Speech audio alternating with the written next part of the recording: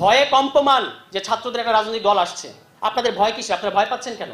এবং তারা কথা ছড়াচ্ছে যে এখানে নাকি কিংস পার্টি করার চেষ্টা করা হচ্ছে। দয়া করে আমাদেরকে কিংস পার্টির ইতিহাস শেখাবেন না।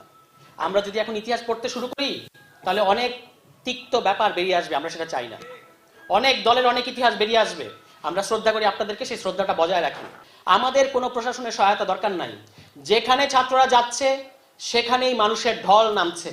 মানুষের দিক থেকে বার্তা পরিষ্কার যে বাংলাদেশের মানুষ এই দ্বিদলীয় যে দুই দলের যে অত্যাচার, এখান থেকে বের হয়ে একটা নতুন রাজনৈতিক দল যারা জনগণের পক্ষে থাকবে তাদের পিছনে দাঁড়াতে চায়।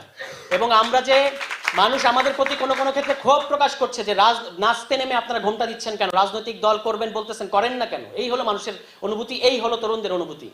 আমাদের কোনো প্রশাসনের সহায়তা দরকার নাই।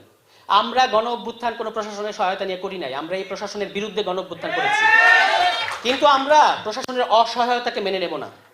আগ বাড়িয়ে আমাদেরকে অসহযোগিতা করবেন, এটা আমরা মেনে নেব না।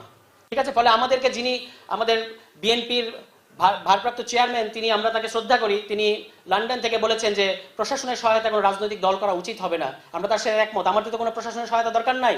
কিন্তু প্রশাসন যে এখন বিএনপির পুরোটা প্রশাসন, ওই যা আমলাতন্ত্র থেকে শুরু করে স্থানীয় প্রশাসন, সর্বত্র যে বিএনপির ধামা ধরেছে, এটা কি আমরা জানি না? এটা কি আমরা প্রতিদিন দেখতে পাচ্ছি না?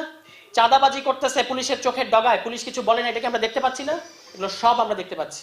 এবং প্রত্যেকটা দেখেন, যারাই জনগণের পক্ষের দাবি নিয়ে হাজির হচ্ছে, যারাই বলছে যে এই গণবিরোধী সংবিধানটা বাতিল হয়ে গেছে, এখন আমাদেরকে নতুন সংবিধান করতে হবে, সেটার বিরুদ্ধে দাঁড়াচ্ছে একটা বিশেষ রাজনৈতিক দল। যখনই বলা হচ্ছে জুলাই ঘোষণাপত্র দিতে হবে, কেন ঘোষণাপত্র দিতে হবে?